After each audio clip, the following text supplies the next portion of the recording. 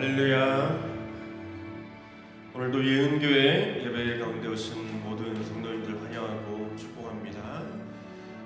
여러분들 마음속에 오늘 성령님을 깊이 또 모셔드리고 초청할 수 있는 시간 될 수 있었으면 좋겠고, 또한 이 시간을 통하여서 하나님과의 깊은 교제들을 또 이뤄나가는 그런 귀한 시간 될 수 있기를 주님의 이름으로 축복드립니다. 우리 함께 나는 예배자입니다 라는 찬양 하나님께 올려드리도록 하겠습니다.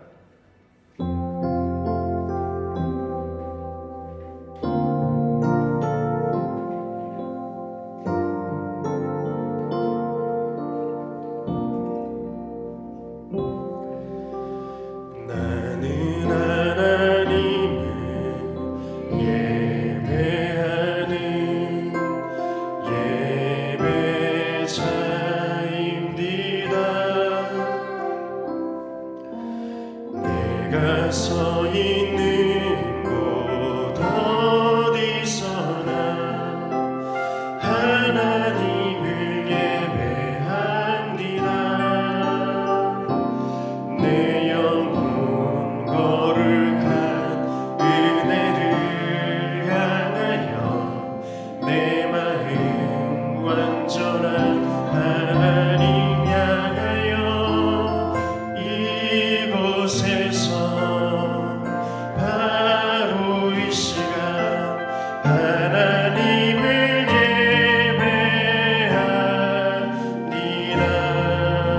다시 한 번 더 나는 하나님을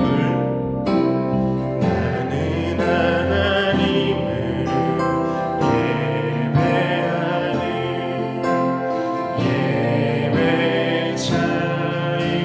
예배자입니다. 내가 서 있는 곳 어디서나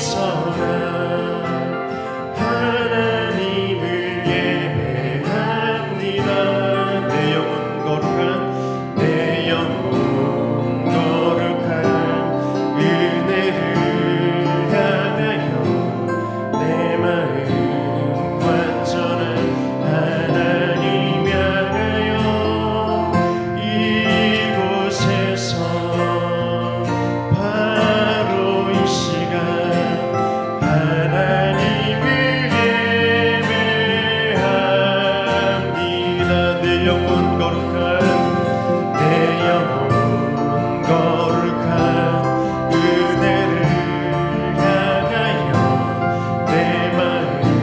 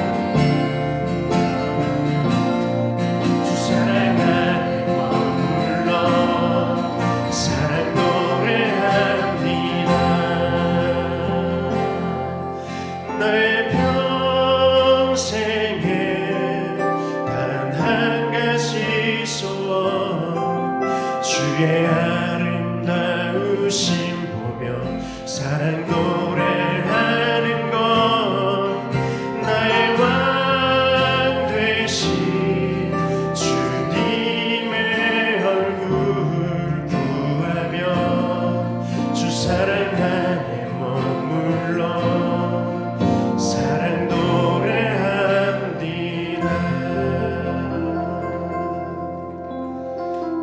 할렐루야. 날마다 하나님의 그 성전을 사모할 수 있는 저와 여러분 될 수 있기를 주님의 이름으로 축복드립니다.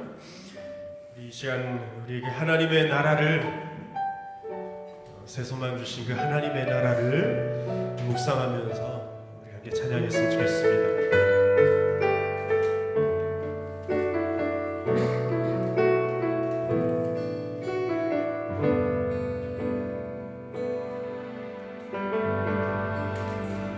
완전한 사랑으로 완전한 사랑으로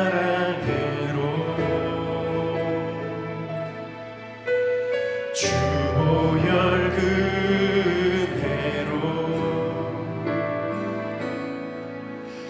그 사랑으로 교회 세우사 그 나라 임하였네.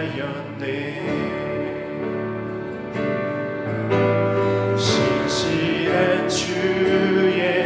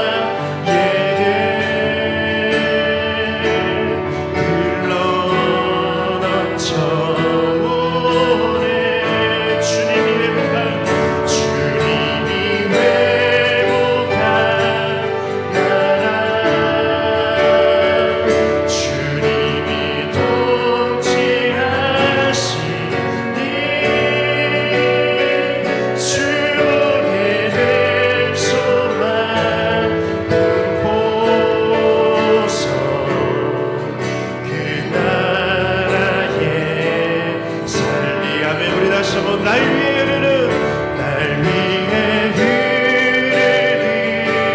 사랑 세상에 흐르는 사랑 그 사랑 버린 나에게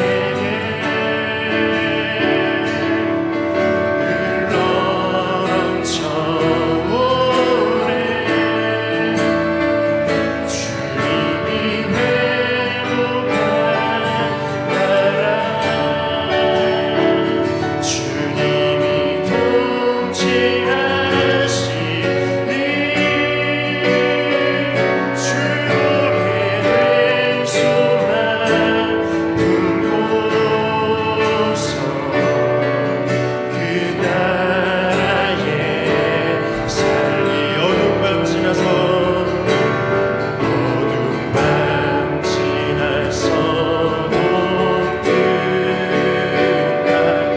하나님 보아라 저기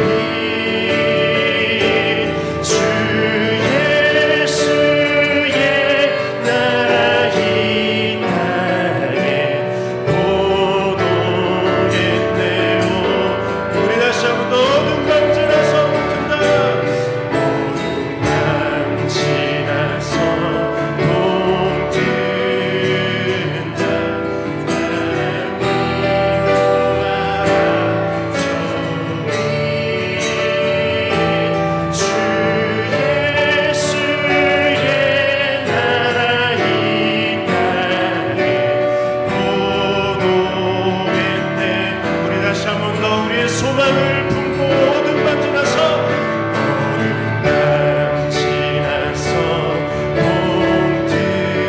동든다 하나님 보아라 저기 주 예수의 나라 주 예수의 나라 이 땅에 고동했네 오겠네. 우리에게 새 일을 행하시고 새 나라를 허락하실 하나님 앞에 영광의 박수 올려드립니다. 이 시간에는 부흥이란 찬양을 참 많이 불렀던 찬양인데 이 찬양의 가사를 생각하면서 주님 이 땅의 황폐함과 허무함을 주님께서 거두어 주시고 합속이신 부흥이 임할 수 있도록 이 땅 가운데 하나님의 그 나라가 임할 수 있도록 주여 도와주옵소서 하는 마음으로 함께 찬양하도록 하겠습니다.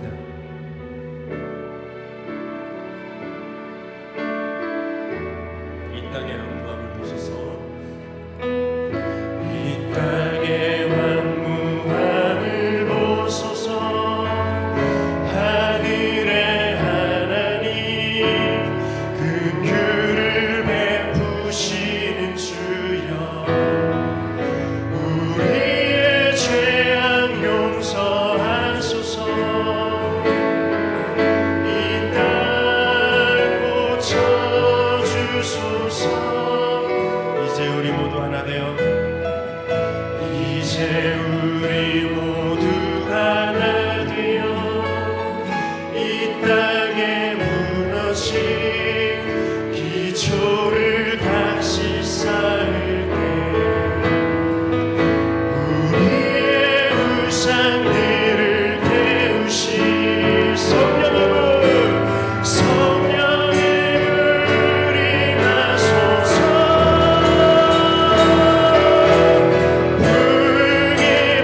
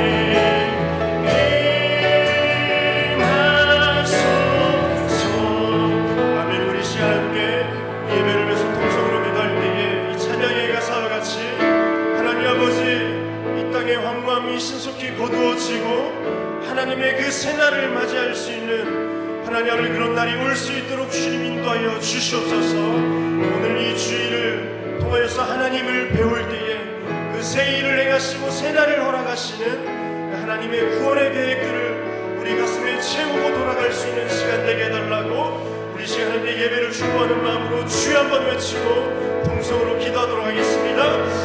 주여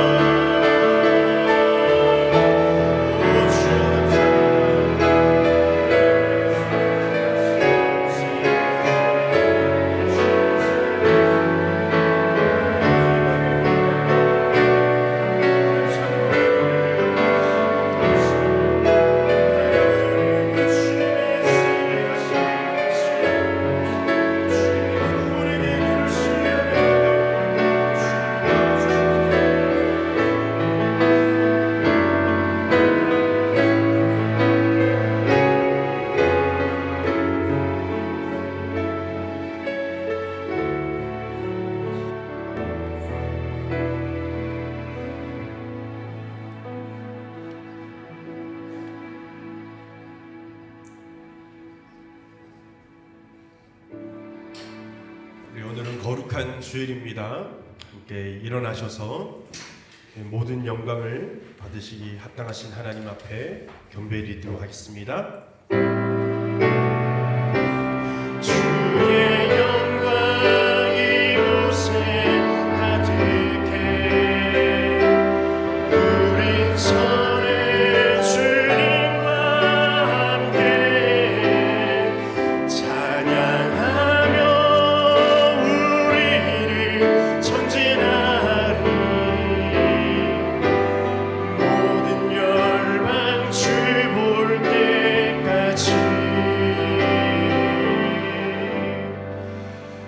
여호와를 경외하며 그의 계명을 크게 즐거워하는 자는 복이 있도다. 이제부터 영원까지 여호와의 이름을 찬송할지로다. 찬송과 존귀를 받으시기 합당하신 거룩하신 하나님 아버지, 주님의 이름을 찬송합니다. 오늘 주님 앞에 나와 머리 숙인 그 모든 백성들 하나님을 만나고 바랄 수 있는 귀한 시간 될 수 있도록 주님 도와 주시옵소서. 하나님은 영이시니 예배하는 자가 영과 진리로 예배할지니라. 아멘. 사랑하는 성도 여러분, 우리는 하나님 앞에 택한 족속이요 왕같은 제사장으로 또한 거룩한 나라요 그 소유된 백성으로 이 땅 가운데 부름받았습니다.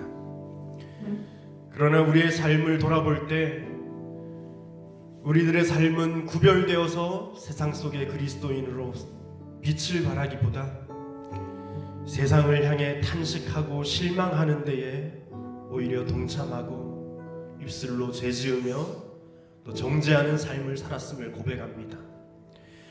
하나님의 공의를 신뢰하지 못하여서 나 자신의 잣대와 기준으로 주님의 은혜를 측량할 때도 참 많이 있었음을 고백합니다.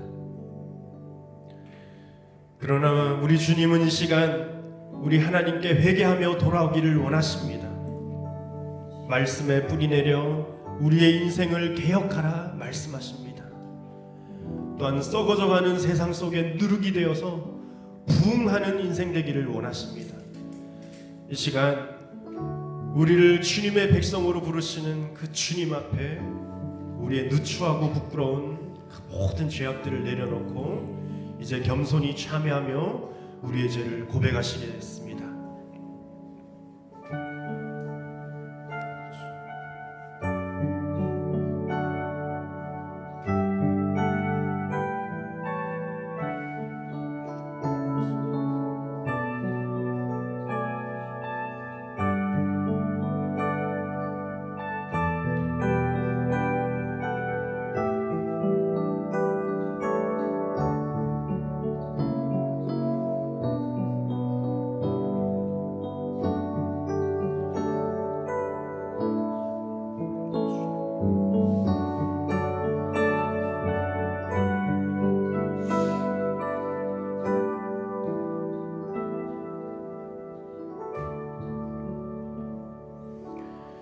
하나님께서는 진심으로 회개하는 자에게 사죄의 말씀을 주십니다. 너희의 죄가 주홍 같을지라도 눈과 같이 희어질 것이요 진홍같이 붉을지라도 양털같이 희게 되리라. 아멘. 우리 사도신경으로 하나님께 신앙 고백 드리시겠습니다. 나는 전능하신 아버지 하나님 천지의 창조주를 믿습니다. 나는 그의 유일하신 아들 우리 주 예수 그리스도를 믿습니다. 그는 성령으로 잉태되어 동정녀 마리아에게서 나시고 본디오 빌라도에게 고난을 받아 십자가에 못 박혀 죽으시고 장사된 지 사흘 만에 죽은 자 가운데서 다시 살아나셨으며 하늘에 오르시어 전능하신 아버지 하나님 우편에 앉아 계시다가 거기로부터 살아있는 자와 죽은 자를 심판하러 오십니다. 나는 성령을 믿으며 거룩한 공교회와 성도의 교제와 죄를 용서받는 것과 몸의 부활과 영생을 믿습니다. 아멘. 우리 함께 자리에 앉으셔서 찬송가 208장 함께 찬송하도록 하겠습니다.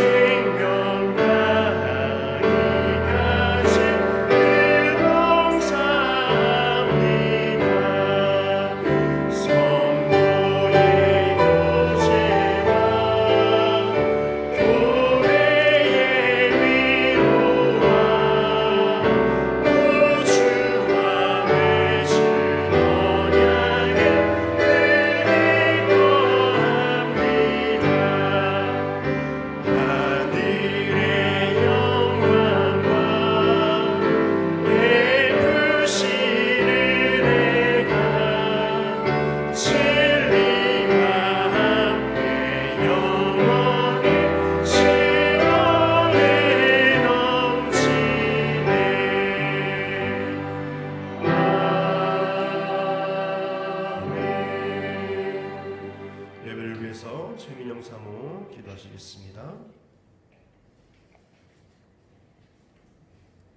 환난 날에 도움 주시는 우리 하나님 아버지, 이 시간 또 예은교회로 우리가 모이게 하여 주셔서 참으로 감사합니다. 우리가 눈을 들어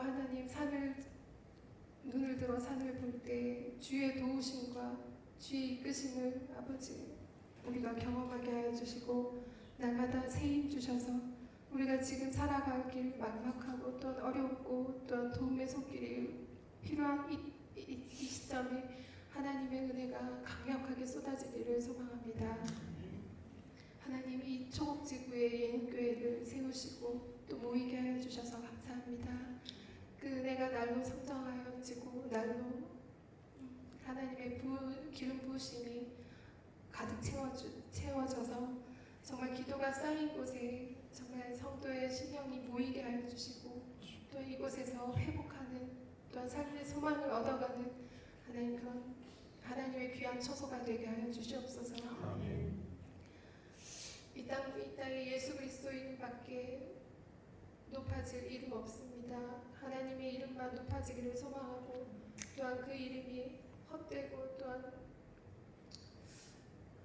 헛되지 않도록 우리가 최선을 다해서 주님의 이름을 높여드리는 삶을 살아낼 수 있도록 도와주시옵소서. 아멘. 주님의 기쁘신 뜻을 따라 지금도 각 곳에서 예배를 드리고 있는 모든 심령들에게 하나님 위로와 참 소망을 얻게 하여 주시고 지금 우리 가운데서도 성령님이 인도하여 주시옵소서. 아멘. 예배를 또 인도하여 주시고 또 말씀을 선포하신 목사님께 하나님 그 말씀에 대하는 힘과 능력을 허락하여 주시고 우리가 그 말씀을 받아들일 때에 하나님 도가 될 수 있게 도와주시옵소서.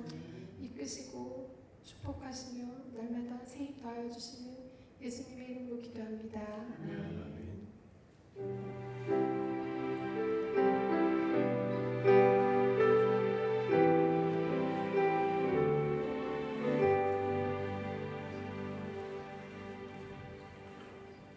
오늘 하나님께서 우리에게 주신 말씀 하박국서 3장 2절의 말씀입니다. 하박국 3장 2절 말씀입니다. 구약성서 1303면에 있습니다. 우리 함께 이 말씀을 받들어 읽도록 하겠습니다. 여호와여, 내가 주께 대한 소문을 듣고 놀랐나이다. 여호와여, 주는 주의 일을 이 수년 내에 부응하게 하옵소서. 이 수년 내에 나타내시옵소서. 진노 중에라도 긍휼을 잃지 마옵소서. 아멘.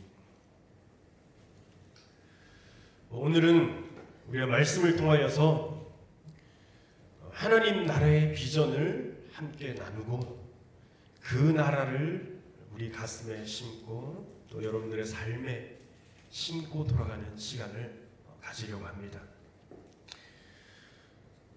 요즘 세대에 우리 젊은이들, 모르겠습니다. 이 젊은이들뿐만이 아니라 남녀노소 모든 세대가 가장 많이 입술의 습관과 같이 이렇게 달고 사는 말들 중에 진짜 참 절망적으로 탄식하는 그런 말이 무엇인지 아십니까? 한 번쯤은 그런 말을 해보셨을 수도 있습니다. 그리고 들어보셨을 겁니다. 이게 나라냐? 이런 말 들어보셨죠, 그죠? 이게 나라냐? 각종 매체나 미디어를 통해서 쏟아지는 뉴스를 보면서 탄식하면서 하는 말이죠. 더러는 정치적인 어떤 이슈를 보면서 심각하게 양극화되어져 있는 위정자들을 향해서 외치는 소리이기도 하고요. 또 꼭 정치적 이슈만이 아니라 각종 어떤 민사나 형사 사건들을 보면서 우리들 서민들의 삶 속에 일어나는 크고 작은 일들을 보면서도 이러한 탄식들이 나오곤 합니다. 비단 어떤 사건뿐만이 아닙니다. 요즘 같은 시대는 자연계에 일어나는 감당할 수 없는 이런 재난과 질병의 현장 가운데서도 나오는 말이기도 하죠. 왜 이런 말을 습관처럼 하게 되었겠습니까? 이게 나라냐라는 말, 코골이 뻐릇처럼 습관처럼 머릿속에 막 되뇌이는 말 중에 하나거든요. 어떻게 대처하고 어떻게 바라보느냐의 관점에 대한 차이가 결국 자신의 마음에 들지 않으면은 이렇게 습관처럼 버릇처럼 하는 말이 바로 이런 말입니다. 이게 나라냐? 이게 나라냐라는 겁니다. 어른들도 이런 말 하고요. 젊은이들도 이런 말 합니다. 요즘에는 어린아이들도 이런 말을 하더라고요. 결국은 잘 들으시면 내가 바라는, 누가 바라는? 내가 바라는 이상과 신념이 자신의 기준과 잣대에서 심하게 굴절되고 또 왜곡되어질 때에 그것은 그냥 아닌 것이라고 판단하는 겁니다. 속된 말로 말하면 그냥 저건 글러먹었어 라고 단정짓는 것이죠. 그래서 하는 말이 바로 이런 말들입니다. 내 마음에 들지 않는다는 말이죠, 그죠? 근데 참 아이러니한 사실 뭔지 아십니까? 제가 설교를 준비하면서 그래 이게 나라냐라고 말하는 사람들의 그 심리 가운데 뭐가 있을까? 첫 번째는 자신의 마음에 들지 않으니까 이런 말을 하지 않겠느냐라는 것들을 좀 캐치하게 됐어요. 그런데 가만히 생각해 보면은 이 말이 지금 현대의 시대 가운데 가장 왕성하게 일어나더라는 것은 참 모순이다. 왜냐하면은 오늘날의 시대를 우리는 뭐라 말하면 포스트 모더니즘의 시대라 말합니다. 그런 말 많이 들어보셨죠, 그렇죠? 포스트 모던적 사고 방식은 우리가 잘 알고 있듯이 어떤 절대적인 기준이 없습니다. 상대주의를 기본 틀로 하고 있기 때문에 이 세상에 절대적인 것은 없다로 시작하거든요. 좀 어려운 말일 수도 있는데 쉽게 말하면은 개인마다 다 다른 삶을 살고 있다는 겁니다. 너의 생각 다르고 나의 생각 다르고 저분의 생각 다르고 이 모든 사람들의 생각들이 다 다르다는 거예요.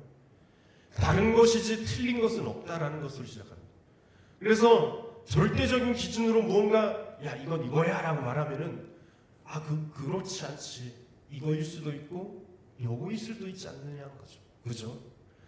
예술과 문학이나 이런 것들을 보면요, 이 포스트 모더니즘에는 그래서 어떤 결론을 딱 단정짓고 무언가 예술 행위는 하는 사람이 없어요. 뭔가 이렇게 그림을 그리면 보여드리면 참 좋겠는데, 뭐 모더니즘 시대의 어떤 그 표상이 그냥 화살표로 쫙 가는 아주 간단한 그런 거라면은 요즘 시대의 어떤 예술의 경지는 어떠냐면은 화살표가 쫙쫙쫙쫙쫙 이렇게 됩니다. 이게 아주 포스트 모더니즘 시대를 대표하는 그 표상이라고 말할 수 있거든요. 재미있는 예화가 있어요. 우리나라 조선 시대에 황희정승이라고 들어보셨습니까? 황희정승의 집안에 종이 두 사람 있었는데 두 사람 막 싸웠습니다. 막 티격태격 싸우는데 서로 무엇을 주장하겠어요? 내가 옳다. 아니야, 내가 더 옳아. 아니야, 내가 더 옳아. 막 싸우다가 결론이 안 나니까 황희 앞에 갑니다. 그래서 이제 첫 번째 종이 그 황희정승한테 대감님, 제가요 이렇게 해서 이렇게 했는데 이 사람은 아니라고 그래요. 어떻게 생각하셔요? 이러니까 그 황희정승이 그래, 듣고 보니 네 말이 참 맞는 것 같네. 그러니까 두 번째 종이 아닙니다 대감님, 제 말도 한번 들어보십시오. 저는 이렇게 해서 이렇게 하기를 원했는데 이 사람은 이게 아니라고 해서 우려요. 그러니까 황희정승 뭐라고 했겠어요? 네 말도 맞네. 그걸 보고 있던 부인이 황희정승을 보고 한 칼 딱 날립니다. 아니 이 아이 말도 옳다 그러고 저 아이 말도 옳다고 하시면은 옳고 그름을 어떻게 가릴 수가 있겠습니까? 그러니까 황희정승이 뭐라 했는 줄 알아요? 부인 말도 맞는구려. 이게 조선시대에 나타났던 포스트 모더니즘의 대표라고 말할 수 있어요. 포스트 모던적 삶을 살고 있거든요. 그러면은 절대적인 기준이 없는 상황에서는 모든 사람들의 어떤 생각이 다 존중되고 다름을 인정해야 되는데, 그런데 아이러니하게 굉장히 모순적으로 이게 나라냐라는 말을 한다는 거죠. 무슨 말인지 알겠습니까? 이 말이? 네. 너도 옳고 나도 옳으니 절대주의 기준은 없다 말을 하는데도 아이러니하게 이게 나라냐? 왜? 내 기준과 내 잣대는 절대로 무너지지 않는 거죠. 결국 아무리 상대주의 원칙에 입각해서 무엇이든 절대적인 것 없다 말하면서도 나 자신의 기준은 그래도 절대적이다는 겁니다. 이게 내가 생각하는 대로 흘러가지 않으면 그냥 틀린 것이고 그냥 글러먹은 것이고 아닌 것, 이렇게 된 것이죠. 그러니까 우리들의 입술에 제일 많이 하는 말이 바로 이런 말이더라는 것. 무엇을 보여주는 겁니까? 제 아무리 나와 다른 것을 인정하자고 말은 하고 있어도 그렇죠, 인정하지 못하더라는 것. 절대적인 것은 없다 말을 하면서도 내면의 자기 자신의 이기주의를 이길 수가 없어가지고 그 한계가 현실이 드러나요. 세대를 지나오면서 모든 문학과 예술과 그리고 또 세상의 아주 여러 가지 분야에는요, 이 사조라는 게 있습니다. 사조라는 게, 그죠? 신학에는 신학 사조가, 예술엔 예술 사조가 있잖아요. 뭐 음악 공부하시는 사람들은 그런 거 많이 공부하셨을 겁니다. 그죠? 뭐 무슨 시대, 무슨 바로크 시대, 무슨 시대 막 이런 식으로 막 흘러가는 거 아시잖아요. 그죠? 모더니즘 시대를 지나면서 이것을 좀 깰 수 있는 것이 바로 포스트 모던 아니겠는가라고 지금 이 근대와 현대를 넘어오는 사이에 모든 사람들의 마음속에 포스트 모던이 자리 잡고 있다고 하는데도 그것마저도 한계가 있더라는 겁니다. 한계. 여러분 그러면 한번 물어보겠습니다. 이 땅의 것은 한계가 있습니까 없습니까? 반드시 이 땅의 것은 한계가 존재합니다. 그래서 우리가 보는 나라가 이 모양일 수밖에 없고 우리가 보는 사회가 이럴 수밖에 없다는 것이죠. 그런 우리들에게 필요한 것이 무엇이겠습니까? 그런 우리들에게 필요한 것은 바로 절대의 기준입니다. 절대의 진리입니다. 절대의 진리. 아멘입니까? 절대 진리는 다른 말로 하나님의 말씀이에요. 하나님의 말씀. 하나님의 말씀이 바로 우리의 삶의 절대 기준이고 절대 진리가 된다는 겁니다. 세상의 사람들이 이것을 모르기 때문에 포스트 모던이 맞다는 무슨 이런 시대 사조가 맞다는 등 이런 주장들을 많이 하면서 수많은 철학가들이 일어나고 사상가들이 일어나고 정치 위정자들이 그것에 입각해서 정치하려고 하지만요, 절대로 세상을 바꿀 수 있는 힘과 능력이 없더라는 거죠. 하나님의 말씀밖에 없는데 그걸 모르는 거죠. 이 땅에 절대적인 것은 없다고 말하는 현대인들에게 우리 그리스도인들이 반드시 고수하고 외쳐야 되는 그 말 한마디가 있다면 이 땅에 절대적인 것은 하나님의 말씀밖에 없습니다 라고 외쳐야 할 줄 믿습니다. 적어도 포스트 모더니즘 시대를 살아가는 것, 이 시대를 우리가 완전히 깨트리고 부시고 할 수는 없어요. 그러면 사회 파괴자 아니겠어요? 하지만 우리는 세상 속의 그리스도인 아닙니까? 세상과 차별돼서 완전히 분리된 그리스도인이 아니라 세상 속으로 들어가는 그리스도인이에요. 세상 속의 그리스도인은 그 속에서 구별되는 삶을 사는 사람이란 말입니다. 그 속에 들어가서 승리하면서 살 수 있는 그 비결은 무엇인가? 나 자신의 기준에서 멀어지고 하나님의 기준과 가까워야 됩니다. 하나님의 기준에 가까워지는 것, 그 절대 기준인 하나님의 말씀을 취할 수 있는 저와 여러분 될 수 있기를 주님의 이름으로 축복드립니다. 그 절대 진리와 절대 기준은 하나님 나라의 비전을 우리의 삶에 새기고 실천해야만 가능합니다. 하나님 나라의 비전. 하나님 나라라는 말은요, 진짜 중요하죠. 아주 중요한 개념이에요. 하나님 나라. 예수님께서 이 땅 가운데 공생의 시간을 지내면서 가장 공들였던 부분들이 있습니다.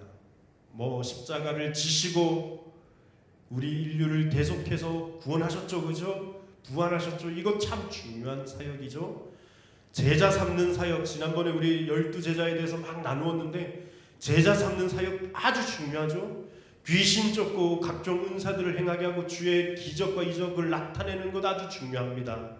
그런데 주님이 더 중요하게 생각했던 건 뭐냐면은 그 제자들을 통해서 하실 일들, 그리고 그 수많은 기적과 이적들을 나타내시면서 하나님께 정말 예수님께서 하시고자 했던 것은 이 땅 가운데 하나님 나라의 복음을 전파하는 거예요.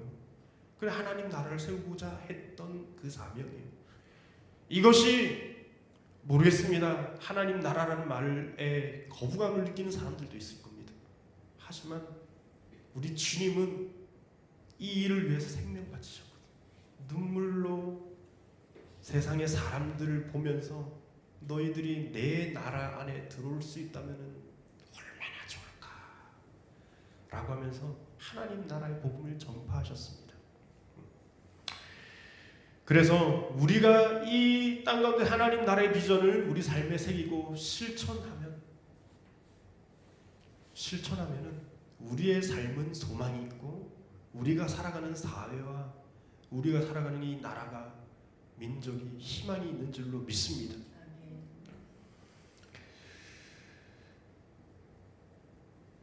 하나님 나라 하면은 아주 중요한 키워드가 있죠, 그죠? 무엇입니까? 익히 들어서 잘 아실 겁니다. 공부 많이 하고 오셨을 겁니다, 그죠? 무엇입니까? 하나님 나라 하면은 반드시 따라오는 키워드는 하나님의 통치예요. 하나님의 통치, 하나님의 다스림, 이것이 있는 것이 하나님의 나라죠. 그럼 하나님의 나라는 한 민족이 될 수도 있고, 한 교회가 될 수도 있고, 한 가정이 될 수 있고, 하나님의 나라는 너희 안에 있느니라라는 예수님의 그 말씀에 입각해서 우리 자신이 하나님의 나라가 될 수 있다는 것을 아주 열심히 공부했을 겁니다. 한 사람 한 사람이 하나님의 나라가 될 수 있다는 것이죠. 오늘은 그 나라의 비전을 좀 묵상하고 공유하면서 하나님 나라가 이루어질 수 있는 구체적인 조건 3가지를 좀 나누고자 합니다. 구체적인 조건, 하나님 나라를 이룰 수 있는 아주 구체적인 조건이라고 말할 수 있고, 오늘 본문 제목에, 설교 제목에 제가 어떻게 기록했냐면은 3개의 씨앗이라고 기록해놨어요. 그리고 회개, 개혁, 부흥이라고 이렇게 적어놨습니다. 오늘 이 3가지를 한번 나눠볼 겁니다. 하나님 나라를 이루는 중요한 요소는 3가지 R, 대문자 R로 정리해요. 첫 번째로 한번 따라해 봅시다. Repentance, 회개입니다. 회개. 여러분들 주보 뒷면에 제가 기록해놨어요. 말씀 노트를 조금 요약해서 기록해놨으니까 참고하시면 좋겠고요. 회개입니다. 첫 번째 씨앗, 회개. 회개란 자신의 잘못을 뉘우치는 일종의 행위 아니겠어요, 그렇죠? 우리가 죄를 지었을 때 주여 용서해 주십시오, 하나님 나는 참 죄인입니다라고 그렇게 뉘우치는 그런 기도 또는 행위입니다. 그런데 회개는 구체적으로 단순히 자신의 잘못을 뉘우치는 정도로 끝나면 안 되죠, 그렇죠? 그래서 회개는 뉘우친 그 자리에서 터닝백하는 겁니다. 그래서 내가 잘못된 길을 가다가도 그 잘못됨을 인정하고 깨달았을 때에 그 잘못을 그 자리에서 시인하고 돌아섭니다. 그리고 다시 주님 앞에 돌아오는 것까지를 우리는 회개라 말합니다. 할렐루야. 주님 앞에 돌아가는 것이. 잘 기억하십시오. 이 회개가 하나님 나라를 이루는데 아주 중요한 요소가 됩니다. 왜 그런 줄 아십니까? 왜? 주님께 돌이키는 사람에게는 바로 은혜가 있기 때문입니다. 무엇이 있다고요? 은혜. 이 은혜를 경험한 사람에게는 죄가 죽어지고 이 감사 앞에서 죄의 권세가 무너지는 것입니다. 할렐루야. 죄의 권세가 무너질 때에 이것은 단순히 나 자신에게만 일어나는 역사로 그치지 아니하고, 물론 나 자신의 변화로 이끌어가지만은 이것이 점점 번져갑니다. 이것이 바로 회개의 원리입니다. 물론 나 자신의 죄의 반성과 경건의 회복이 일어나서 개인의 심령 가운데 하나님 나라가 회복되는 것 참 중요하죠. 그렇게 회복되어집니다. 그런데 중요한 사실은 아까 서두에 우리에게 이게 나라냐라고 질문하는 그 질문들을 하는 사람이 참 많은데, 그 질문을 하는 사람들, 그 나라와 민족, 그 사회를 향한 중보적 기도로 우리가 이어지면요, 그 나라와 사회가 회복되는데 크게 기여합니다. 그렇기 때문에 이것이 하나님 나라를 이루는 아주 구체적인 커다란 씨앗이 되는 줄로 믿습니다. 질문하시겠죠? 목사님, 이 질문 진짜 제가 사역하면서 제일 많이 들었던 질문 중에 또 하나입니다. 여러분, 이 질문을 진짜 많이 합니다. 목사님, 나라 민족을 위해 기도 맨날 하는데 그래도 여전히 이 모양 아닙니까? 첫 번째고요. 두 번째, 이 질문도 많이 합니다. 내가 죽을 것 같은데 정작 내가 지금 나만 해도 지금 나 살기도 너무 바쁜데 꼭 나라 민족을 위해서 기도해야 됩니까? 그럴 여력이 없습니다 라고 기도하는 분들이 많아요. 질문하는 분들이 많아요. 이런 말과 질문을 하시는 분들은 반드시 기억하십시오. 우리가 왜 나라 민족을 위해서 기도해야 되는가? 여러분 은혜에 빚진 자이기 때문입니다. 할렐루야. 우리가 빚진 자이기 때문에, 빚진 자이기 때문에 빚진 자의 심정으로 우리는 무릎을 꿇을 수밖에 없는 것이죠. 여러분이 죄 사함 받고 하나님 나라를 여러분은 심령 가운데 심었어요. 그 심을 수 있었던 이유가 여러분들의 회개 때문이다라고 오해하지 마십시오. 그것은 여러분들의 행위가 첫 번째 발걸음이 될 수는 있지만은 그것 때문에 여러분들이 하나님 나라를 여러분 심령 가운데 개인의 삶 속에 심을 수 있었던 것이 아니라 이것조차도 회개의 삶으로 자리 가운데 이끌어내신 하나님의 은혜 때문인 줄로 믿습니다. 그래서 오직 은혜란 말 들어보셨죠? 오직 은혜, 오직 은혜입니다. 우리가 믿음을 취할 수 있었던 근거도 나의 믿음의 고백 때문이 아닌 하나님의 은혜 때문이요. 내가 주님 앞에 회개의 자리에 나올 수 있었던 것도 하나님의 은혜 아니면 그러지 못했다라. 그런데 그렇게 기도했더니 은혜로 구원을 주셨고 은혜로 새 소망과 삶을 주셨다는 것. 그 은혜에 우리는 빚진 사람입니다. 빚진 사람. 그 주님의 은혜는 우리 개인에게 국한되지 않고 만물이 주님 앞에 돌아오도록 처음부터 그렇게 설계되어져 있습니다. 작게는 나 자신으로부터 시작된 변화가 사회로 먼저 시작하고 나라 민족으로 이어지고 그리고 열방을 향해서 퍼져가는 원리인 것이죠.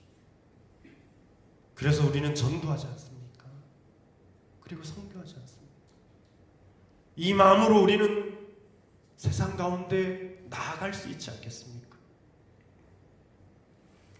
그래서 우리는 이 은혜 빚진 자의 심정으로 나의 구원을 민족의 구원과 열방의 구원으로 만들어 가는데 이제 막 주님 앞에 초청된 그런 사람인 줄로 믿습니다. 성경에 이런 예들이 참 많이 있죠. 나 자신의 회개와 기도로 끝나지 않고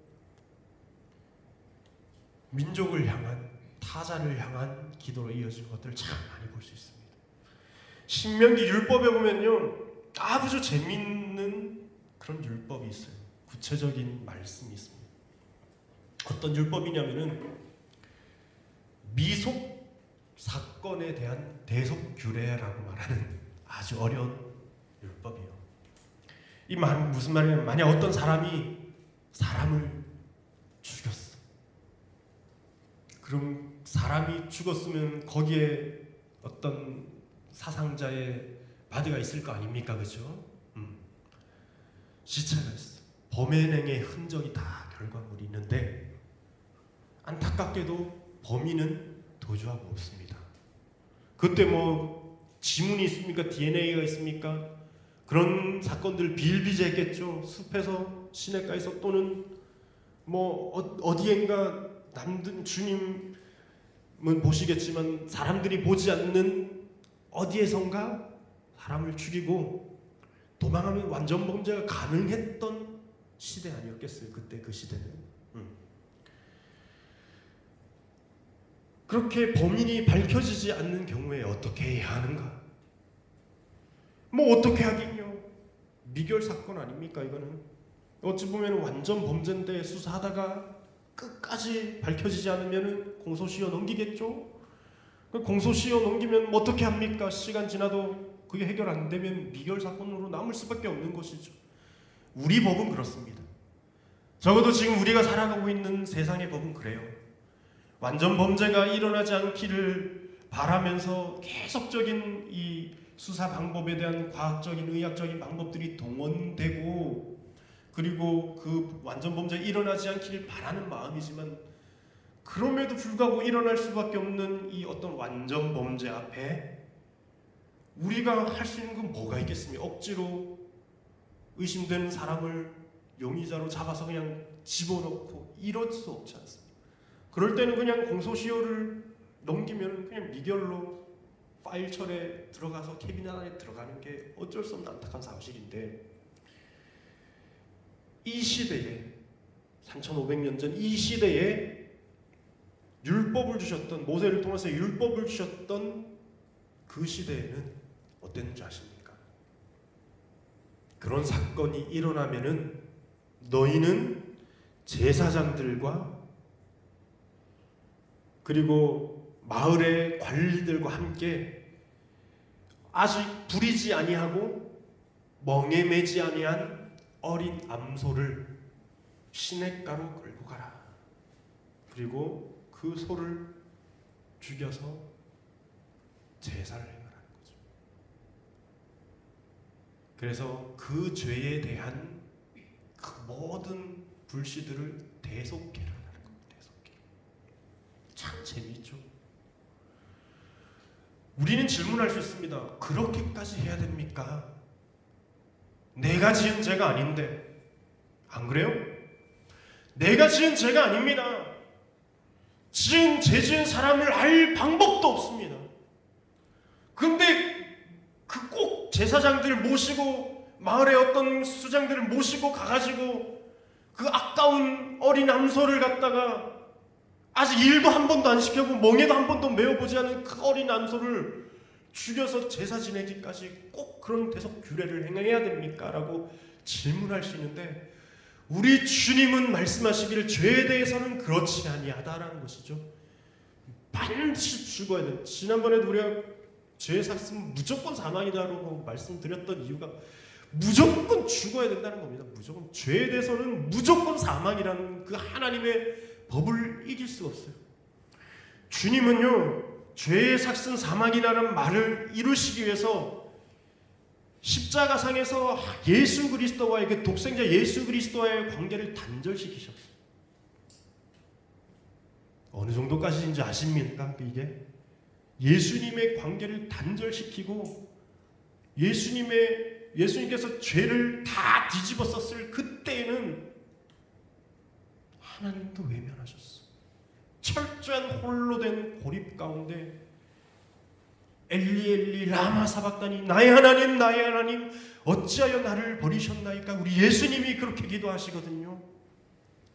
죄에 대해서는 그렇다는 겁니다. 주님은 아시죠? 반드시 죽어야 돼요. 우리가 이 시대를 살아가면서도 동일하게 이 마음을 품어야 됩니다. 이 마음을.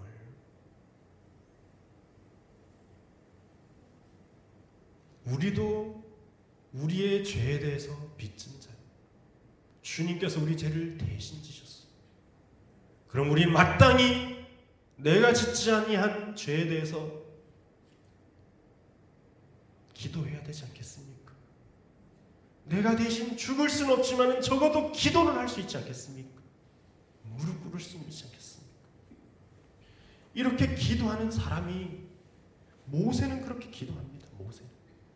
출애굽기 32장 31절에서 32절 말씀을 함께 읽어봅시다. 시작. 모세가 여호와께로 다시 나아가 여짜오되 슬프도소이다. 이 백성이 자기들을 위하여 금신을 만들었사오니 큰 죄를 범하였나이다. 그러나 이제 그들의 죄를 사시옵소서. 그러지 아니하면 원하건대 주께서 기록하신 책에서 내 이름을 지워버려 주시옵소서. 모세의 기도예요. 이 율법을 받아든 모세의 기도입니다. 모세의 기도. 어떤 마음과 심정이 들어가는지 아시겠습니까? 회개의 마음 속에는 여러분들이 단순히 주여 내 죄를 용서해 주십시오 라는 기도를 이제는 넘어서야 될 때입니다. 이게 나라냐라고 탄식하고 이게 무슨 우리가 사는 시대 왜 이러냐라고 탄식하는 그 탄식의 소리를 바꾸어야 합니다. 모세는 어떻게 바꾸었냐면은 정말 불효하고 배은망덕한 저 이스라엘 백성들을 보면서, 금신상을 만든 이스라엘 백성들을 보면서 중보적 기도를 올려드리죠. 어디까지? 주여 내 이름이 주님의 그 생명책에서 지워지기를, 그런 각오로 주님 나는 이들을 위해서 기도합니다 라는 겁니다. 할렐루야. 우리 빚진 자의 이 회개의 기도는 바로 이것입니다. 나의 기도가 나라 민족을 살리고 하나님 나라의 비전을 이 땅 가운데 심을 수 있다면은 그 첫 번째 씨앗, 회개의 씨앗을 여러분들 삶 속에 먼저 심을 수 있길 주의 이름으로 축원드립니다. 두 번째 하나님 나라를 만들어가는 것은 리포메이션입니다. 리폼이라고도 이야기하죠. 무엇입니까? 개혁입니다. 개혁. 따라해 보십시오. 개혁. 여러분, 개혁이라는 단어를 생각하면 무엇이 떠오르십니까? 한번 브레인스토밍 한번 해보시죠. 개혁하면 뭐가 떠오르십니까? 정치 개혁. 또 개혁하면 저는 딱 떠오르는 게 변화 아닙니까? 변화. 그렇죠? 정치 개혁. 이건 이제 또 다른 분야일 수 있는데, 저는 개혁하면 딱 떠오르는 건 변화다라고 생각합니다. 변화. 우리가 개혁을 말하면은 항상 변화를 말합니다.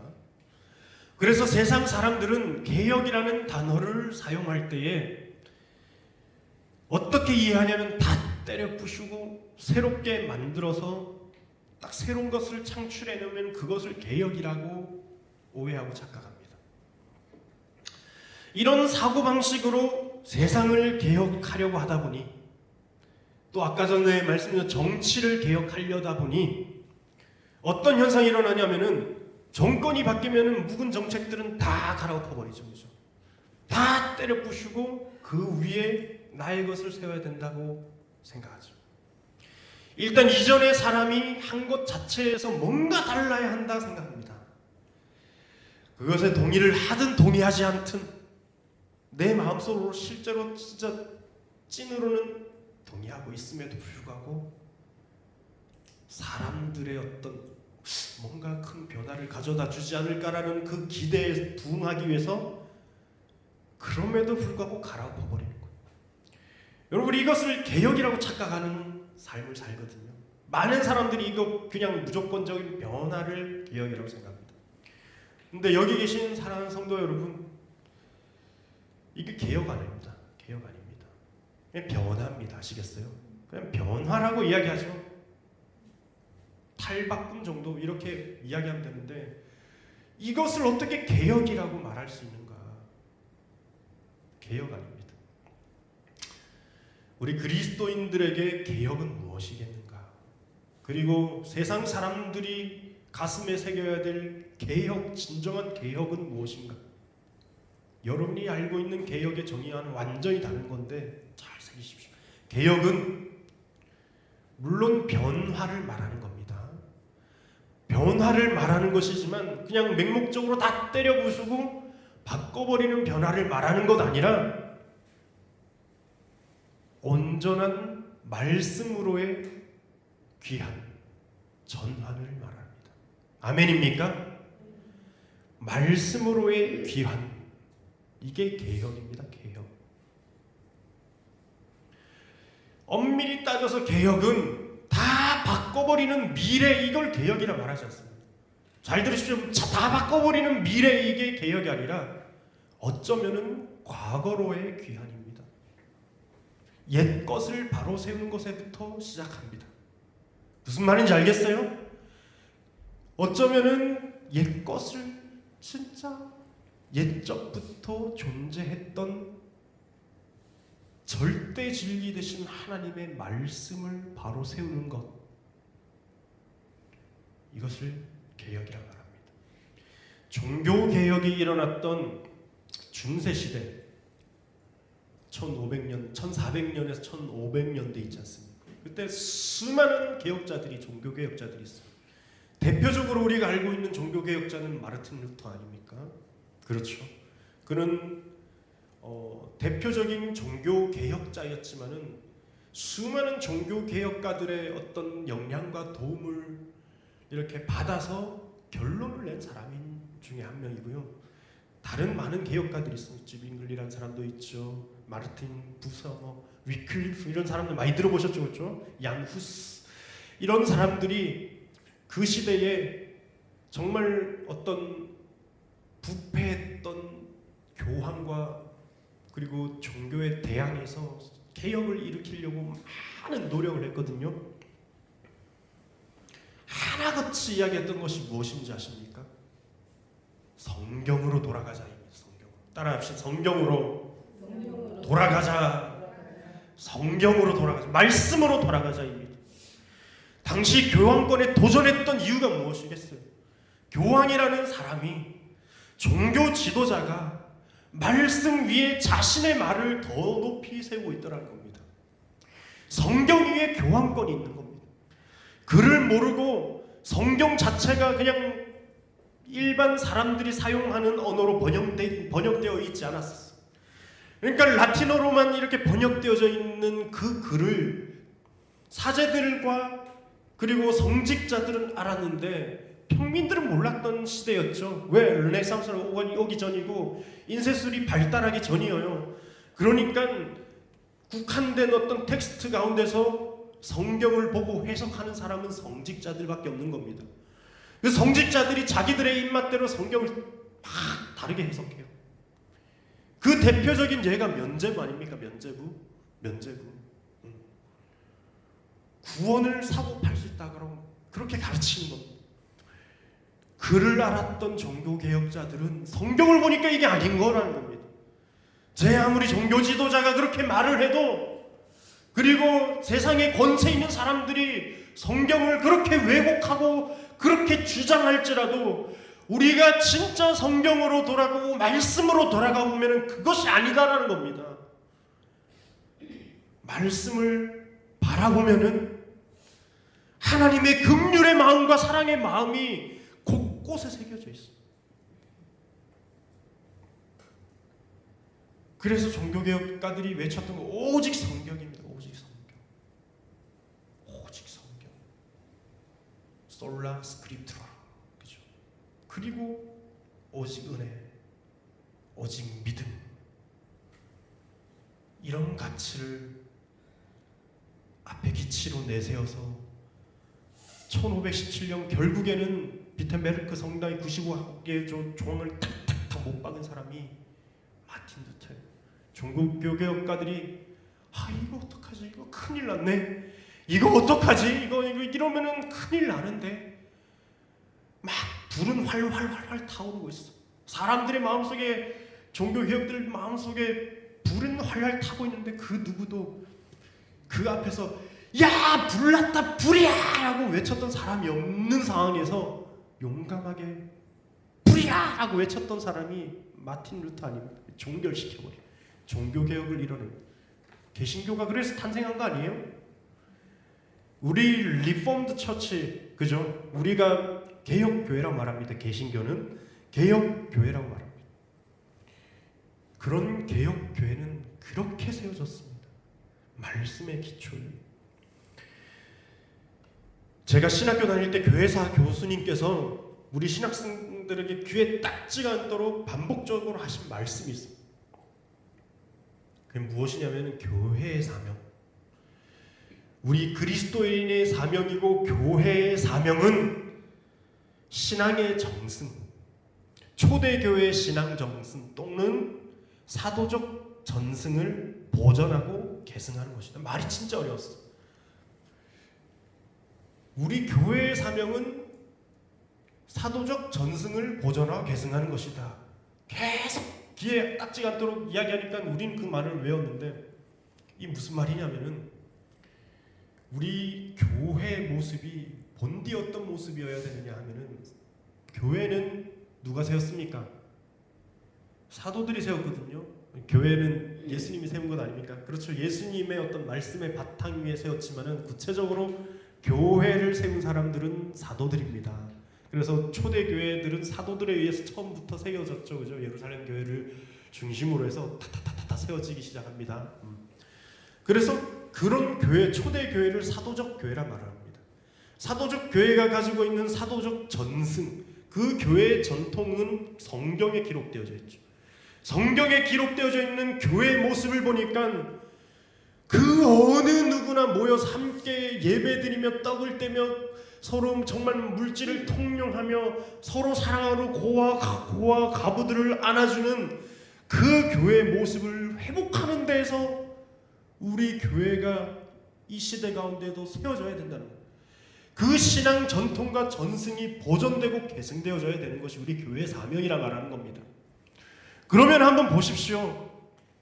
우리가 해야 되는 건 뭡니까? 다 때려 부수고 그냥 받고 예배 이거 막 거추장스러워요. 아 이거 다 떼고 이것도 떼고 사도 신경 이거 너무 맨날 매주마다 하는 거 좀 귀찮으니까 살짝 스킵하고 이게 개혁이 아니란 말이에요. 알겠어요? 교회는 사도들이 세웠던 초대교회 모습을 회복하는 어떻게 보면 옛 것으로 돌아가요. 이건 개혁입니다. 개혁. 그래서 개혁은 말씀으로의 기한. 옛적에 주님께 세우셨던 그 모습 그대로를 회복하는 것. 회복입니다. 오늘 우리 개신교회를 아까 리폼드 처치라고 이야기했습니다. 제가 학부는 고신대를 나왔다 했죠. 고신대학교는 우리 교단과는 조금 신학적 어떤 성향이 약간은 조금 달라요. 상당히 이제 성경관에 대해서는 보수적이죠. 보수적이란 말이 정치 보수랑 다릅니다. 아시겠어요? 신학 보수랑 정치 보수랑 이렇게 같이 결탁시키는 사람이 진짜 뭐라 해야 되나 잘 모르는 목사님들이 그렇게 하시죠. 그래서 내가 어떤 신학적 성경적 보수의 가치관을 가지고 나가는 것을 정치적 보수라고 생각하고 거기에 목숨 거는 사람들이 있어요. 그게 잘못된 겁니다. 우리는 성경에 대해서 성경을 보는 관점에 있어서는 상당히 보수적일 필요가 있습니다. 하나님의 말씀은 정확무한 하나님의 말씀이다. 성경은 정확무한 하나님의 말씀. 일정 일획도 사라지거나 변함없는 하나님의 말씀이다라는 가치에 세워진 학교가 고신대학교였어요. 그 교회의 고신대학교는 본인들이 이야기하기를 이제 뭐 본인 스스로 외부적으로는 보수주의라고 이제 그렇게 이야기합니다만 본인들 스스로는 개혁주의라고 이야기합니다. 또는 복음주의라고 이야기합니다. 또는 칼빈주의라고 이야기합니다. 우리가 존 칼빈의 어떤 그렇죠. 거기에서 장로교가 차림 시대였기 때문에 칼빈주의라고도 이야기하고 이 세 개가 다 같은 말이에요. 칼빈주의, 복음주의, 뭐 개혁주의 세 개가 다 같은 말이에요. 주일 설교 이런 이야기를 듣기에는 좀 무거운 말일 수도 있습니다만 세미나 때 좀 많이 하는데 이 개혁주의 사상이라는 것을 그래서 우리는 모든 고신대생들이 다 교양 필수로 이수해야만 합니다. 개혁주의 사상. 말은 좀 거창한데 개혁교회가 무엇인가, 개혁교회가 무엇인가에 대해서 배우는 거거든요. 그때 그 교수님은 또 이것을 입에 닳도록 이야기했던 거예요. 저는 이런 거 잘 기억하거든요.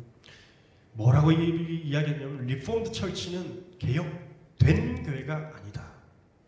리폼드해서 영어에 맨 뒤에 ed 붙으면 뭡니까? 과거형이라고 보잖아요. 그래서 이걸 과거형으로 인식하면 안 된다라는 거예요.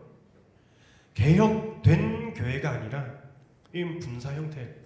그래서 개혁되는 교회. 그리고 이 분사 형태로 말하자면은 ing의 뜻을 내재하고 있습니다. 진행이 있습니다. 진행. 개혁되고 있는 교회. 아멘입니까? 개혁교회는요. 우리 리폼드 철치는 개혁교회는 그래서 개혁된 교회가 아니라 과거에 그냥 개혁되고 끝나버린 교회가 아니라 지금도 개혁되는 교회 그리고 개혁되고 있는 교회입니다. 주의 은혜로 말미암아. 중요한 얘기. 한국 교회는 이것을 잘 가르치지 않죠. 아는 사람이 없습니다. 말하는 설교자도 없죠. 왜? 알지 못하죠.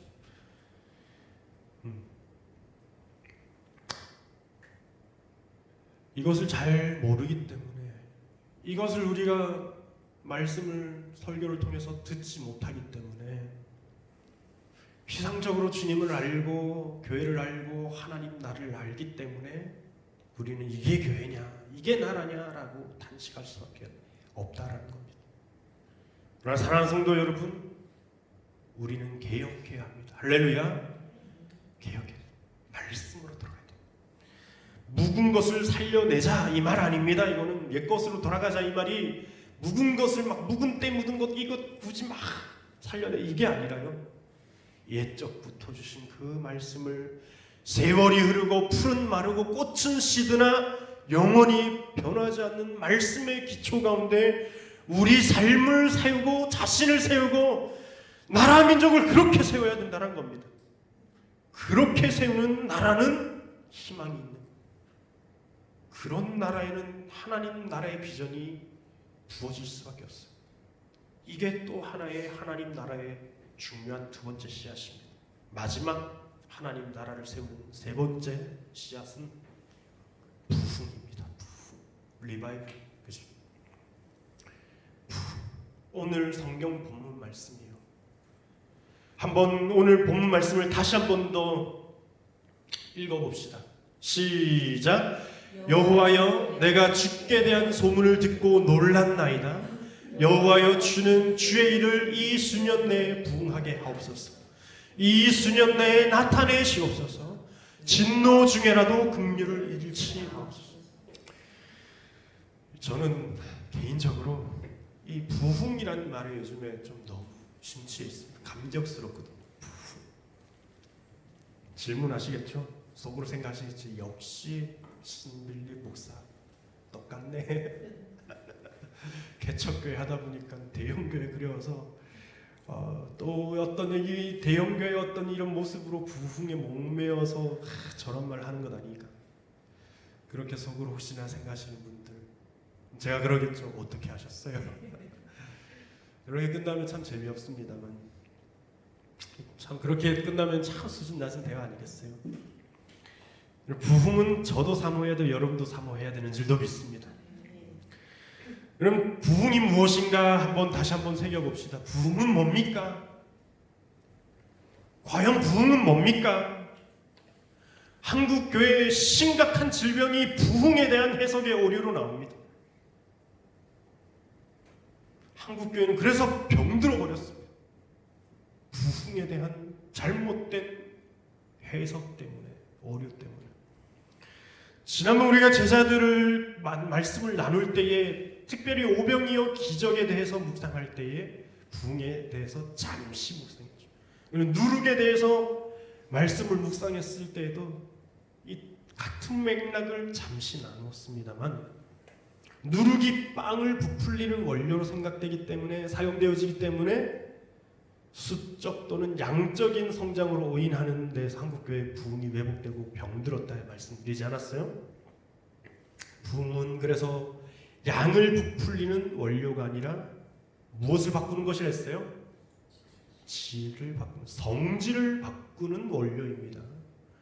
그래서 첫 번째 부흥하면은 우리가 생각해야 되는 것은 양적 성장 아니라 질의 변화입니다. 성질의 변화. 나의 성질과 나의 생질이 변화되는 거죠. 습관이 변화되고 모든 나의 이전에 있었던 나의 좋지 않았던 어떤 낮아져 있는 자존감의 변화들이 일어나는 것. 첫 번째 이게 부흥입니다. 부흥.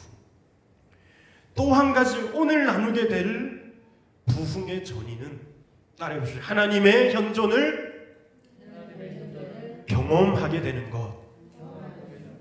하나님의 하나님의 현존을 경험하는 것. 주님의 현존을 경험하는 걸 부흥이라 말합니다. 부흥. 오병이어 사건에서 우리가 보았던 부흥이 바로 이것입니다. 우리는 보리떡 5개와 물고기 2마리가 얼마나 많이 배가 되었는가 여기에 초점을 맞추는 것이 아니라 거기에 주님이 계셨다라는 것에 우리는 우리의 초점을 맞춥니다. 그 현장에 주께서 계셨다. 주님의 역사를 경험했다라는 거죠. 그 역사의 현장 가운데 들어오시고 우리 삶의 현현하셨던 주님을 경험하는 것을 우리는 부흥. 이게 두 번째 부흥의 정의입니다.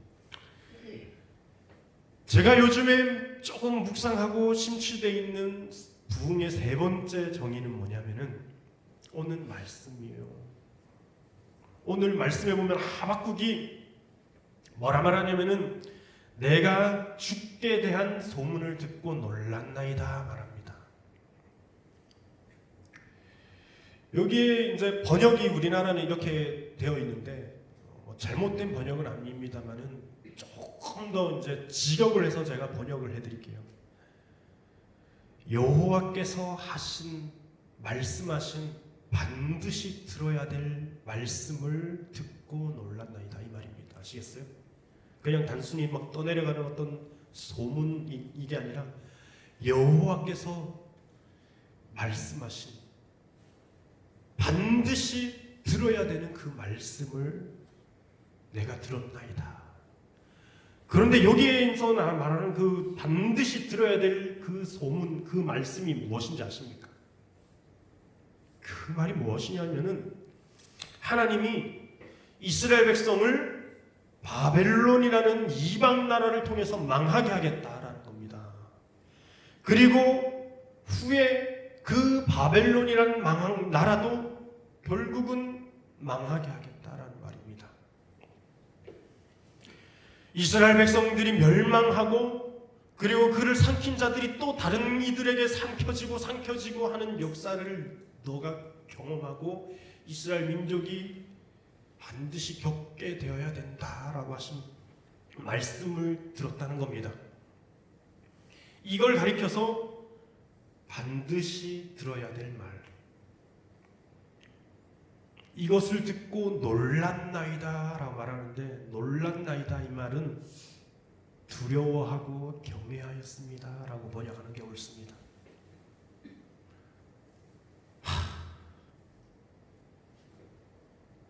여기 계신 모든 분들 한번 이야기해 보셔요. 우리 주님이 네 나라 망한다, 네 나라 망한다 라는 말을 듣고 주님의 말씀 가운데 경외할 사람 있습니까? 있어요? 없어요? 없어요. 분노하겠지. 그래서 정치에 목숨 걸겠지. 그렇죠? 이데올로기에 사람들을 핍박하고 정죄하겠지. 그렇죠? 하박국은 달랐습니다. 경외했다라고 합니다. 왜? 주님을 신뢰하는 거예요. 그 일들을 통해서 하실 하나님의 말씀, 그 하나님의 그 일과 역사를 신뢰하는 거, 그게 망할지라도 내 나라가 어쩌면 망할 수도 있는 부분이지만 그러면 신뢰. 왜? 반드시 다시 세울 것이기 때문에. 주님이 반드시 세울 것이기 때문에. 그러기 때문에 두려워하고 경외하였다. 나라의 패망을 앞두면서도 두려워하고 경외하였다. 용납하기 힘듦에도. 그런데 그 이후에 올려드리는 기도가 바로 이 기도입니다. 이것 잘못 착각해서 우리가 이것 때문에 이 일을 수년 내에 부흥하게 하옵소서, 이것 때문에 우리는 부흥의 물결을 타오르게 하면서 우리는 대경교회로의 전환을 꿈꾸고 있지만은요, 사실은 하박국의 이 부흥하게 하옵소서라는 말은 무엇인지 아시겠어요? 이제 여호와여 주는 주의 일을 이 수년 내에 부흥하게 하옵소서. 기도의 맥락이 눈에 보이십니까? 여기서 부흥이란 말이 어울립니까? 어울리지 않습니다. 개척교회 신목사가 부흥을 묵상하고 꿈꾸다 했을 때 무엇을 묵상했겠습니까? 그러면은 어서 빨리 나도 커서 대형교회를 이뤄야지, 이건 아니에요. 그건 내가 말하지 않아도 주님 원하시면 어쩌면 그게 가능할 수도 있고, 그러지 않아도 이미 가능. 제 제자가요, 목사님 개척교회 하느라 힘드시죠? 빨리 부흥하고 성장하기를 기도할게요 하길래 제가 단호하게 한마디 대답하고 끝냈어. 이미 부흥했다. 이미 부흥했다. 전 정말 이 이미 부흥했다는 말이 제 입술에서 나올 수 있다는 것에 감사합니다. 이미 부흥.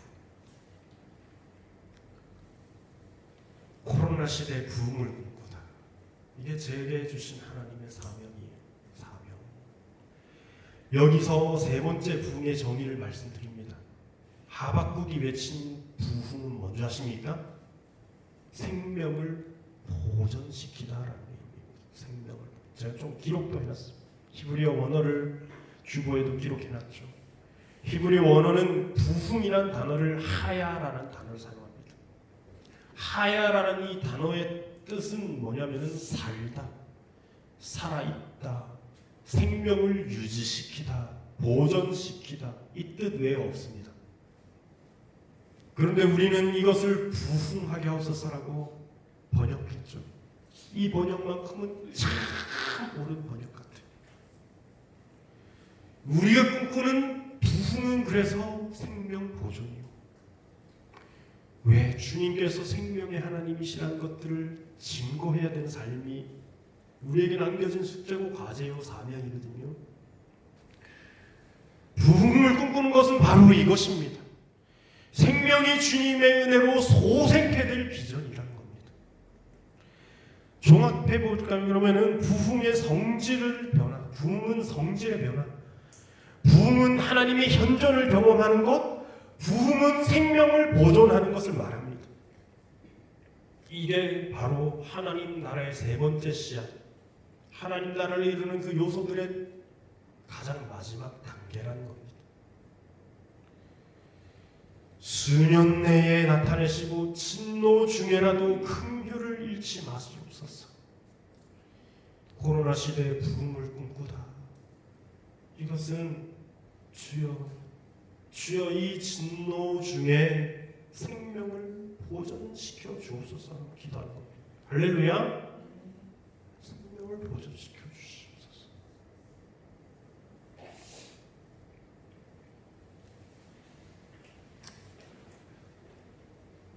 부흥에 관해 더 말씀을 드리고 싶지만 시간 관계상 이것은 다음에 더 나누도록 하고, 오늘 이 긴 말씀의 여정 우리는 한 가지 질문으로부터 시작했습니다.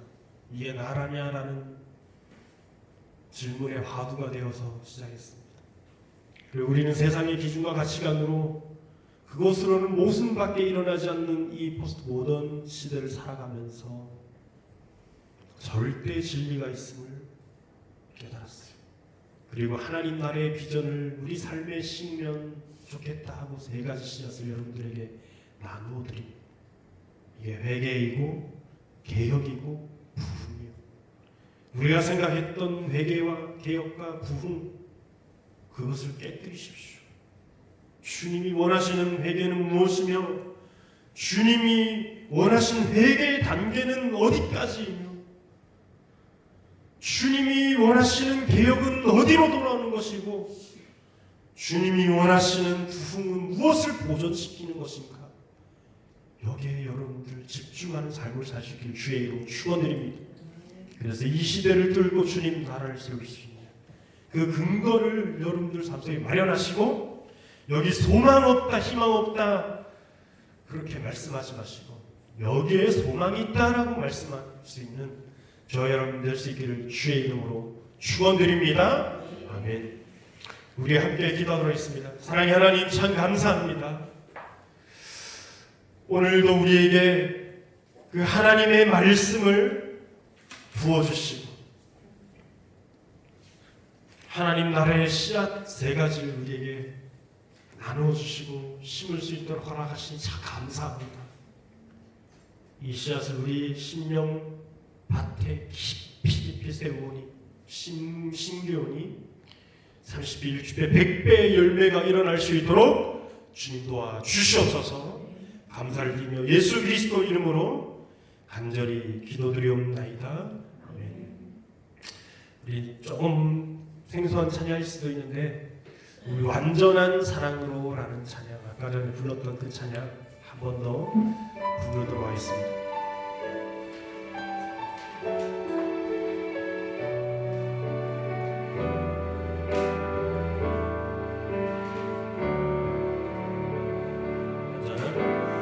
완전한 사랑으로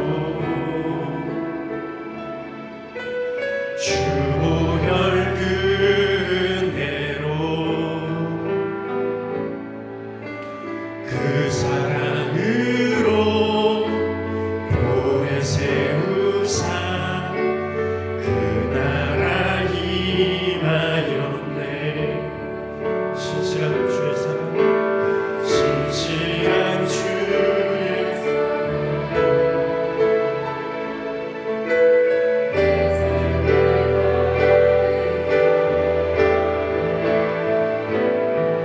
그 사랑 버리고 내 생각 따라 그 나라 잊고 사네. 날 위해 흐르는 사랑, 세상에 흐르는 사랑, 그 사랑 버린 나에게 흘러넘쳐 오네. 주님이 회복한 나라, 주님이 통치하시네. 주보게 된 소망 꿈꿔서 그 나라에. 그래서 우리 다시 한번 너 날 위해 흐르는 사랑, 날 위해 흐르는 사랑, 세상에 흐르는 사랑, 그 사랑 버린 나에게 흘러넘쳐오네. 흘러넘쳐 오네. 아멘. 주님이 회복한 우리 주님이 통치하시네. 주님이 통치하시네.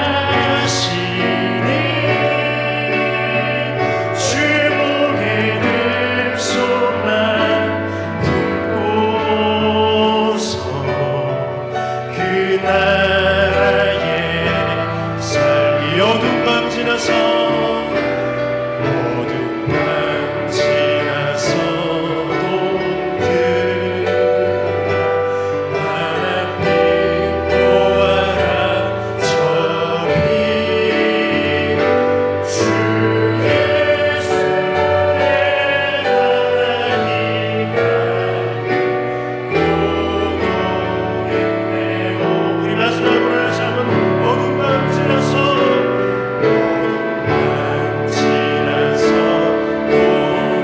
하나님 보아라, 하나님 보아라 저리 주 예수의 나라이 나에 고독했네요. 할렐루야. 우리 말씀을 생각하면서 함께 결단의 기도 올려드리도록 하겠습니다.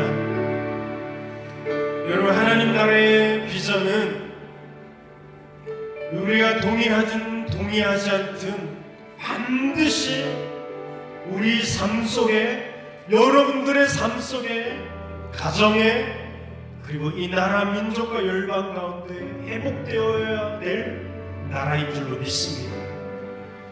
주님이 통치하지 아니하시면은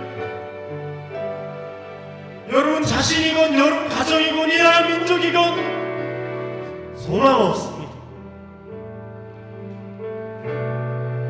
우리가 그렇게 옳다고 말했던 그 포스트 모더니즘 사상도 결국 한계가 있더라는 말이에요.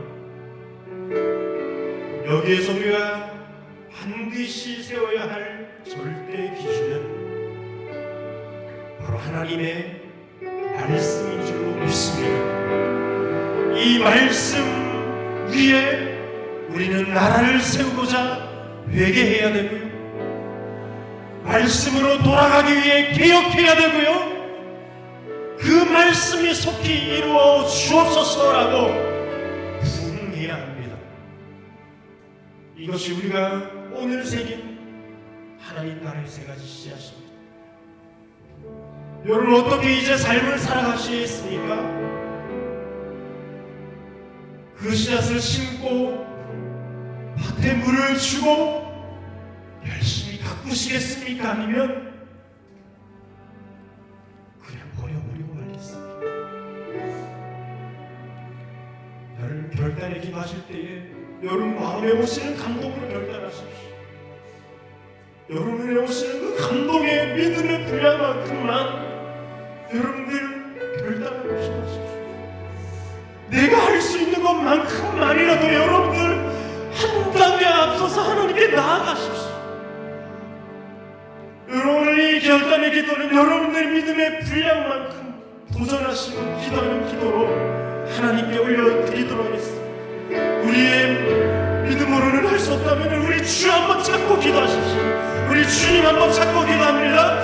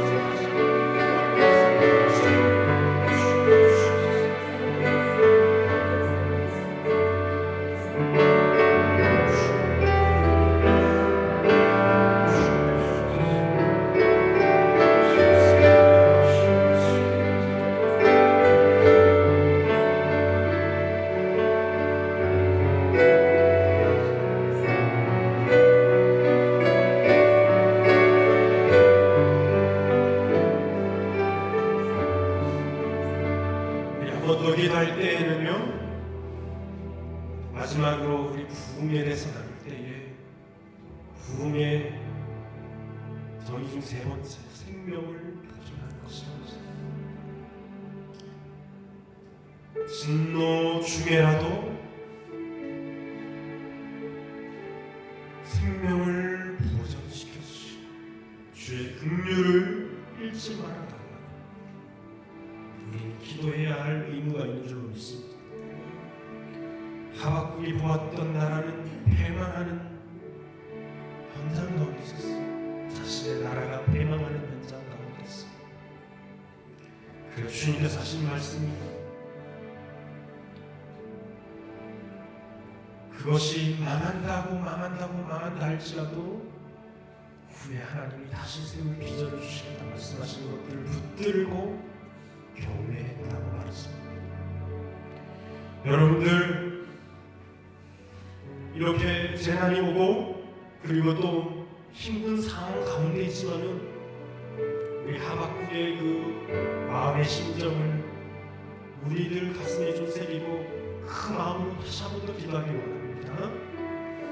하나님, 우리 삶의 여건도 참 힘들지만은 우리가 용기를 내고 의지를 내어서 이 시간 정말 세상을 향한 중보의 기도로 하나님께 올려드립니다.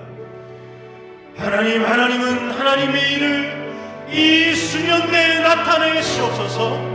이 수년 내에 분케하시옵소서.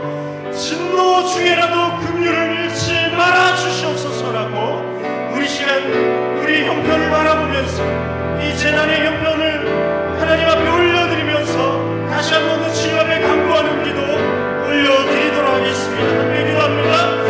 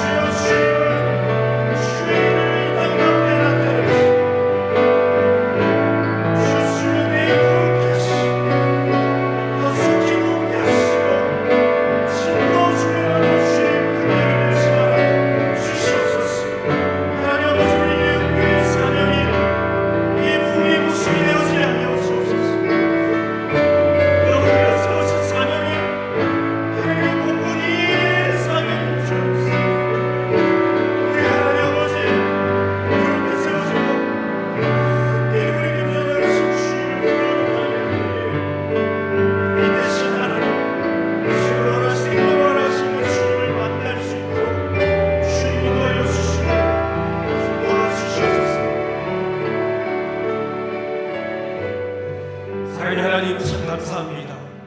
소망 없는 우리들의 삶 속에 주님 찾아와 주셔서 빛이 되어주시고 소망 되어주신 참 감사합니다. 우리가 빛을 잃고 하나님 그 길을 잃고 헤맬 때에도 하나님 우리를 보시면서 낙심하지 않으시고 낭망하지 않으시고 버리지 아니하시고 다시금 우리를 생명의 자리로 초청하시니 참 감사드립니다. 이 시간 우리가 우리 삶 속에 하나님의 나라를 세우기를 원합니다. 그 하나님의 나라가 얼마나 우리 삶에 가장 임박한 것인지 하나님 우리가 이 역사를 살아가면서 다시 한번 우리 마음속에 새겨오니 속히 우리 심령 속에 가정 속에 나라 민족 가운데 세계 열방 가운데 하나님 나라가 세워지게 하여 주시옵소서. 주여 통치하여 주시고 주님 다스려 주시옵소서. 또 영원한 하나님 아버지 분케하옵소서. 주여 분케하여 주옵소서. 생명을 보존하시는 주님의 그 긍휼의 손길이 하루속히 이 세상 가운데 닿을 수 있게 하시고 진노 중에라도 긍휼을 잃지 않으시는 하나님을 속히 눈을 들어 보게 하옵소서. 세상 사람들이 그 주님을 보기만 하면 사는데 정말로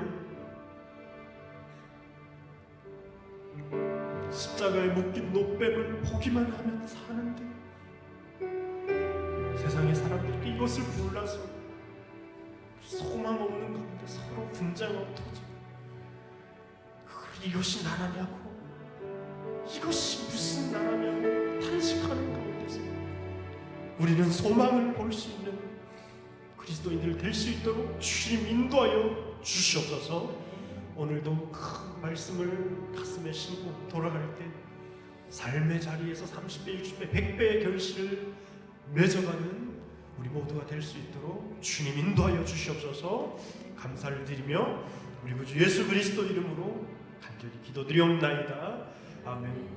지금은 우리 구주 예수 그리스도의 은혜와 하나님 아버지의 극진하신 자랑하심과 성령님의 감화감동 역사 교통하심이 하나님 이게 무엇입니까? 라는 탄식으로 이 자리 가운데 나왔지만은 하나님의 나라의 씨앗 세 가지를 심고 이제 30배, 60배, 100배의 결실을 맺어가기로 다짐하고 결단하는 사랑하는 우리 모든 예흥교회 성도들 머리 위에 그리고 각 지교회와 우리 직장과 학교와 삶의 모든 터전 위에 지금으로부터 영원토록 함께 계시기를 간절히 축원하옵나이다. 아멘.